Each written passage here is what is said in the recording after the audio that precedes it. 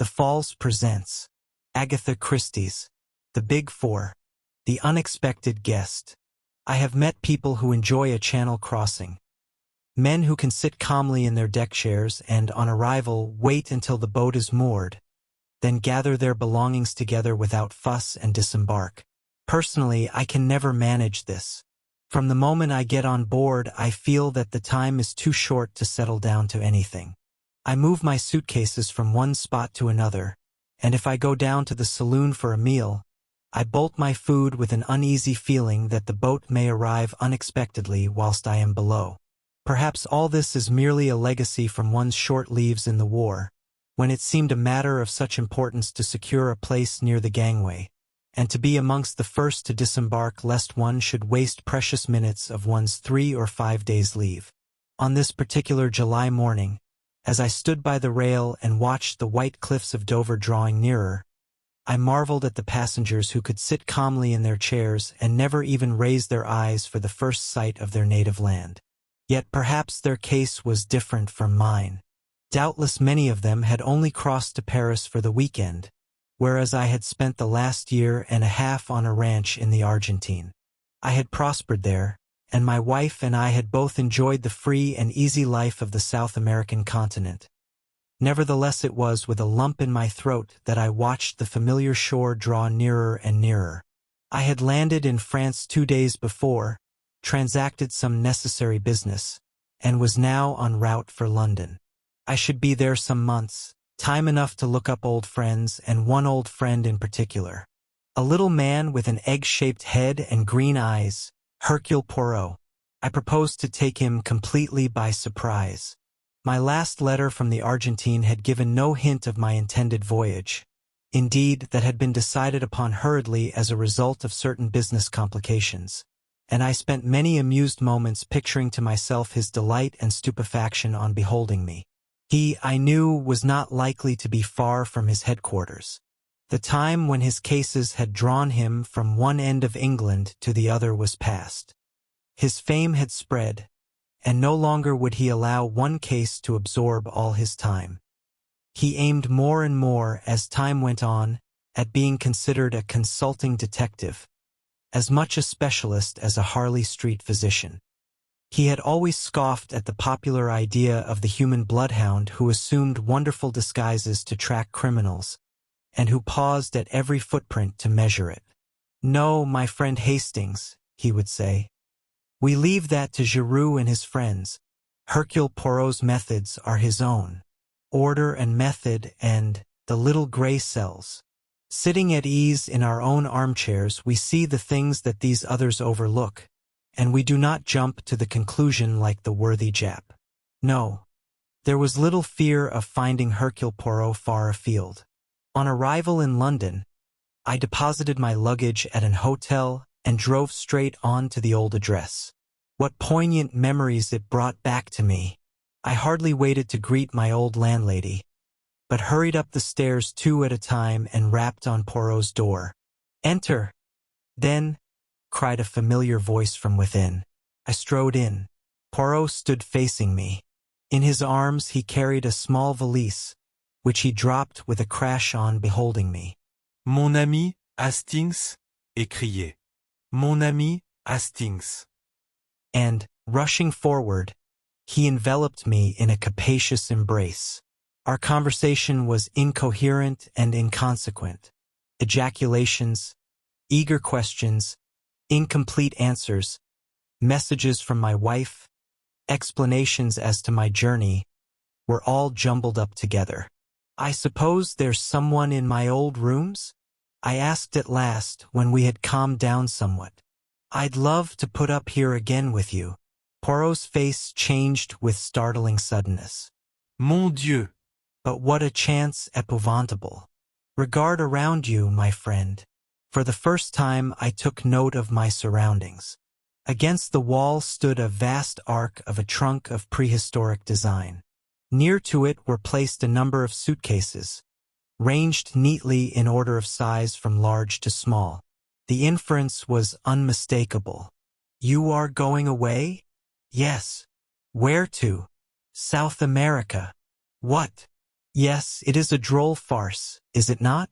It is to Rio I go, and every day I say to myself I will write nothing in my letters. But oh, the surprise of the good Hastings when he beholds me. But when are you going? Poirot looked at his watch. In an hour's time.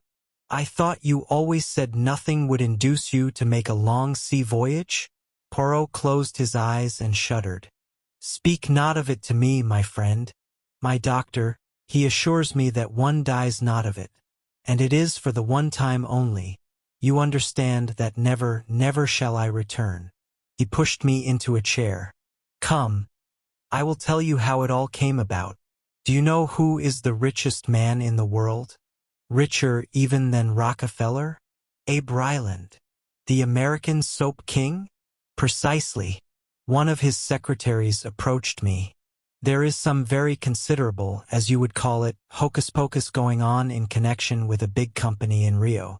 He wished me to investigate matters on the spot. I refused. I told him that if the facts were laid before me, I would give him my expert opinion, but that he professed himself unable to do.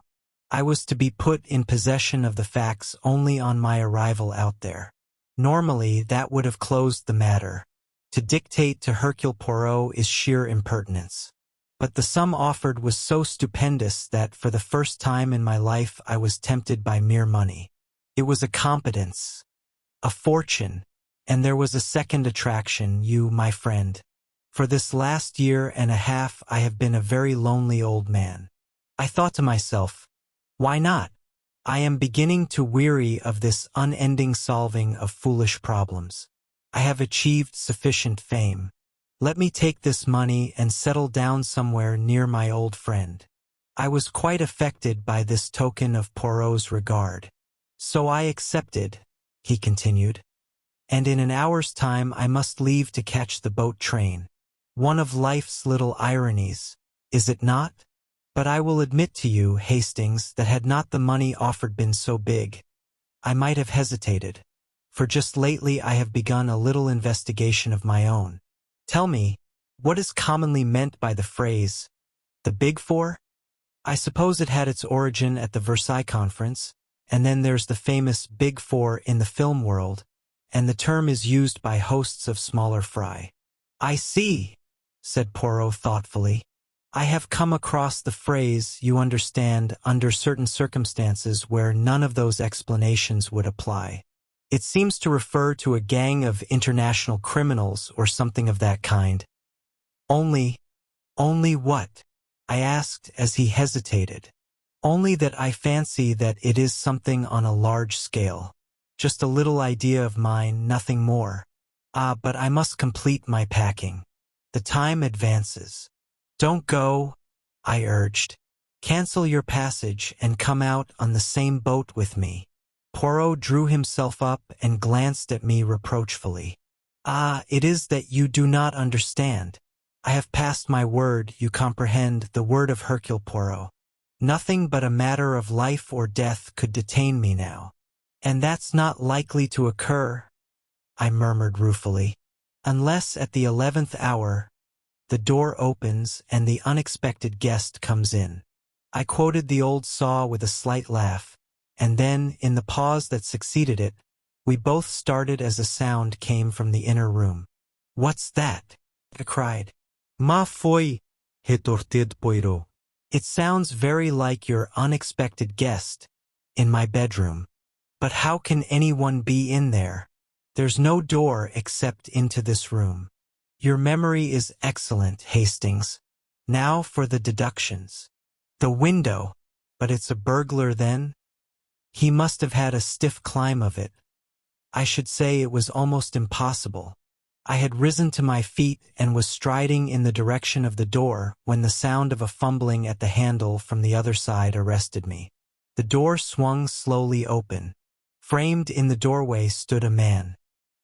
He was coated from head to foot with dust and mud. His face was thin and emaciated. He stared at us for a moment, and then swayed and fell. Poirot hurried to his side. Then he looked up and spoke to me. Brandy, quickly. I dashed some brandy into a glass and brought it. Poirot managed to administer a little, and together we raised him and carried him to the couch. In a few minutes he opened his eyes and looked round him with an almost vacant stare. "What is it you want, monsieur?" said Poirot. The man opened his lips and spoke in a queer mechanical voice. Hercule Poirot, 14 Faraway Street. Yes, yes, I am he. The man did not seem to understand, and merely repeated in exactly the same tone. Hercule Poirot, 14 Faraway Street. Poirot tried him with several questions. Sometimes the man did not answer at all. Sometimes he repeated the same phrase. Poirot made a sign to me to ring up on the telephone. "Get Dr. Ridgway to come round." The doctor was in luckily, and as his house was only just round the corner, few minutes elapsed before he came bustling in. "What's all this, eh?" Poirot gave a brief explanation, and the doctor started examining our strange visitor, who seemed quite unconscious of his presence or ours. Said Dr. Ridgway when he had finished. "Curious case. Brain fever," I suggested. The doctor immediately snorted with contempt. "Brain fever. Brain fever. No such thing as brain fever. An invention of novelists. No, the man's had a shock of some kind. He's come here under the force of a persistent idea, to find Hercule Poirot, 14 Faraway Street, and he repeats those words mechanically without in the least knowing what they mean." "Aphasia," I said eagerly. This suggestion did not cause the doctor to snort quite as violently as my last one had done. He made no answer, but handed the man a sheet of paper and a pencil. "Let's see what he'll do with that," he remarked. The man did nothing with it for some moments. Then he suddenly began to write feverishly. With equal suddenness he stopped and let both paper and pencil fall to the ground. The doctor picked it up and shook his head. "Nothing here. Only the figure 4 scrawled a dozen times, each one bigger than the last. Wants to write 14 Faraway Street, I expect. It's an interesting case. Very interesting. Can you possibly keep him here until this afternoon? I'm due at the hospital now, but I'll come back this afternoon and make all arrangements about him. It's too interesting a case to be lost sight of." I explained Poirot's departure and the fact that I proposed to accompany him to Southampton. "That's all right. Leave the man here. He won't get into mischief. He's suffering from complete exhaustion. Will probably sleep for 8 hours on end. I'll have a word with that excellent Mrs. Funnyface of yours, and tell her to keep an eye on him." And Dr. Ridgway bustled out with his usual celerity. Poirot hastily completed his packing, with one eye on the clock. The time, it marches with a rapidity unbelievable. "Come now, Hastings, you cannot say that I have left you with nothing to do. A most sensational problem. The man from the unknown. Who is he? What is he? Ah, sapristi, but I would give 2 years of my life to have this boat go tomorrow instead of today. There is something here very curious, very interesting. But one must have time. It may be days, or even months, before he will be able to tell us what he came to tell." "I'll do my best, Poirot," I assured him. "I'll try to be an efficient substitute." "Yes." His rejoinder struck me as being a shade doubtful. I picked up the sheet of paper. "If I were writing a story," I said lightly, "I should weave this in with your latest idiosyncrasy and call it the mystery of the Big Four." I tapped the penciled figures as I spoke. And then I started, for our invalid, roused suddenly from his stupor, sat up in his chair and said clearly and distinctly, "Li Chang-yen." He had the look of a man suddenly awakened from sleep. Poirot made a sign to me not to speak. The man went on. He spoke in a clear, high voice, and something in his enunciation made me feel that he was quoting from some written report or lecture. Li Changyen may be regarded as representing the brains of the Big Four. He is the controlling and motive force. I have designated him, therefore, as number 1. Number 2 is seldom mentioned by name. He is represented by an S with 2 lines through it, the sign for $1, also by 2 stripes and a star. It may be conjectured, therefore, that he is an American subject, and that he represents the power of wealth. There seems no doubt that number 3 is a woman, and her nationality French. It is possible that she may be one of the sirens of the demimonde, but nothing is known definitely. Number 4. His voice faltered and broke. Poirot leant forward. Yes, he prompted eagerly. Number 4. His eyes were fastened on the man's face. Some overmastering terror seemed to be gaining the day. The features were distorted and twisted. The destroyer, gasped the man. Then, with a final convulsive movement, he fell back in a dead faint. Mon Dieu, whispered Poirot. I was right then. I was right. You think? He interrupted me. Carry him on to the bed in my room. I have not a minute to lose if I would catch my train. Not that I want to catch it. Oh, that I could miss it with a clear conscience. But I gave my word. Come, Hastings. Leaving our mysterious visitor in the charge of Mrs. Pearson, we drove away, and duly caught the train by the skin of our teeth. Poirot was alternately silent and loquacious. He would sit staring out of the window like a man lost in a dream, apparently not hearing a word that I said to him. Then, reverting to animation suddenly, he would shower injunctions and commands upon me, and urge the necessity of constant Marconigrams. We had a long fit of silence just after we passed Woking. The train, of course, did not stop anywhere until Southampton. But just here it happened to be held up by a signal. Ah, sacré 1000 tonnerres, cried Poirot suddenly. But I have been an imbecile. I see clearly at last. It is undoubtedly the blessed saints who stopped the train. Jump, Hastings, but jump, I tell you. In an instant he had unfastened the carriage door and jumped out on the line. Throw out the suitcases and jump yourself. I obeyed him, just in time.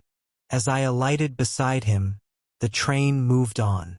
And now, Poirot, I said in some exasperation, perhaps you will tell me what all this is about. It is, my friend, that I have seen the light. That, I said, is very illuminating to me. It should be, said Poirot. But I very much fear that it is not. If you can carry 2 of these valises, I think I can manage the rest. Please, like, comment, share, and subscribe to our channel for more.